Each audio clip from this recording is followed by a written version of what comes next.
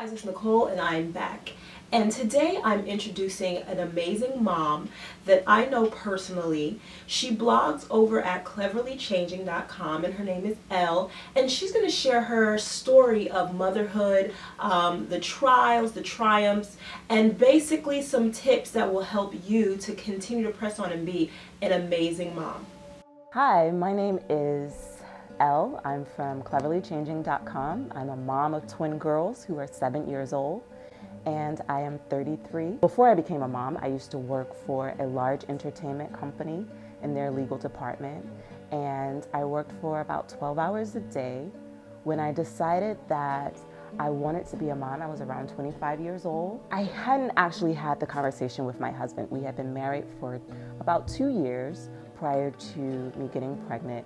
And when we had the conversation, my husband said, let's wait longer. And it just happened that we ended up, the second year of our marriage, I ended up getting pregnant. We had bought a house, so to me, it kind of made sense and it was okay in my mind, but it wasn't something we had agreed on. So that was a big struggle for us and for our marriage and for our relationship. We clearly began to pray about it. We began to work together, and he decided, we needed to start saving. So we paid off all of our debts before we had kids, and I saved most of my, like a year's worth of salary, so that when we would have kids, we would be better prepared. Once I had my children, my husband fell in love with his girls. When my daughter was 3 months old, she was diagnosed with a genetic disorder, sickle cell anemia. And so it was kind of for us like rubbing salt on a wound. Nursing was very difficult for me, and I really didn't become good at it until my kids were about 4 months. And what I didn't just give up, because it's easy to say, okay, this is a struggle, this is difficult to do. My husband wasn't necessarily very encouraging. He was like, well, just talk to somebody. Other people do it. And I was like, but it's not working. And I would call my nurse line and call the lactation consultant, and I still wasn't able to do it without supplementing at first.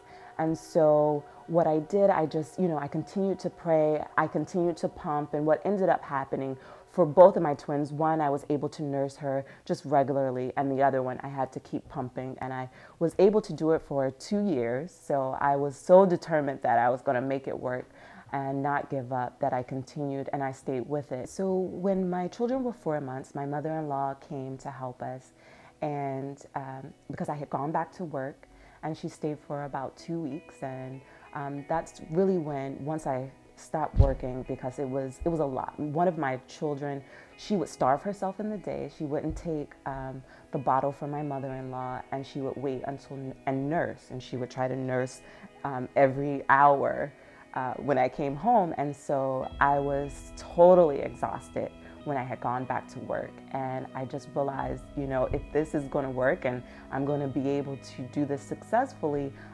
either, I'm going to have to give them formula, or I'm going to have to breastfeed and just quit and do this full time.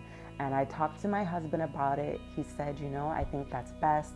And we were able to I was able to turn in my resignation, and I was able to become a stay-at-home mom. I was home with my kids a lot, and so I began to teach them. I'm naturally inquisitive, so I begin to share and talk to my kids from a very early stage. And so by 2.5, my daughters were able to communicate and read.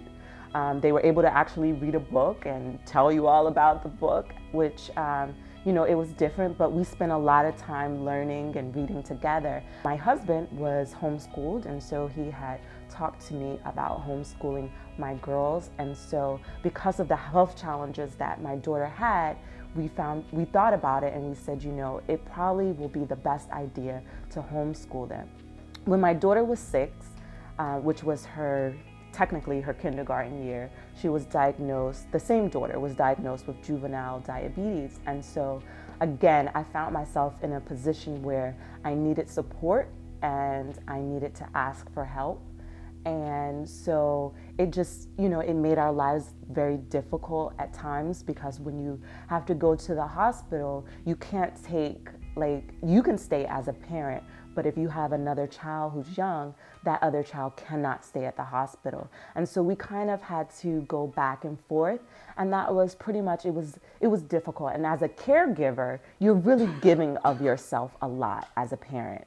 And if your child has some special needs, and it can be kind of hard. You're always giving of yourself, and it can be taxing on you.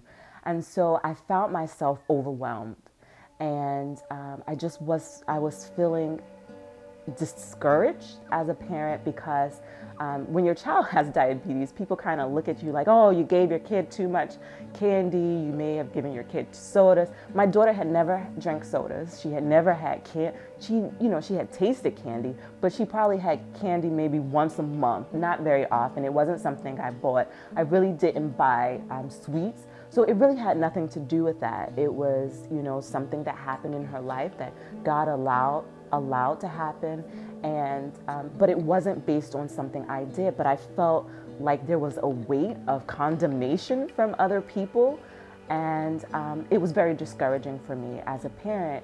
So I had to find a way to trust God despite what was going on, and say, even though these things may be happening, even though they may be happening to me and to my family, you can't necessarily take it personal, like it's a personal attack.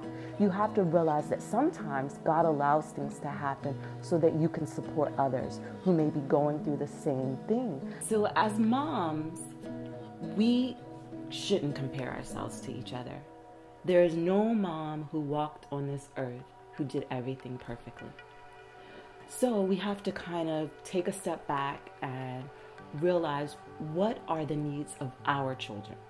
So there's no right or wrong way to parent. There's no perfect motherhood or perfect mother. We have to just work on fulfilling the needs of our children, looking at our kids, and also looking at our entire family. What are the needs of our spouse, our partner, and say, how can we make this family the best family it can be?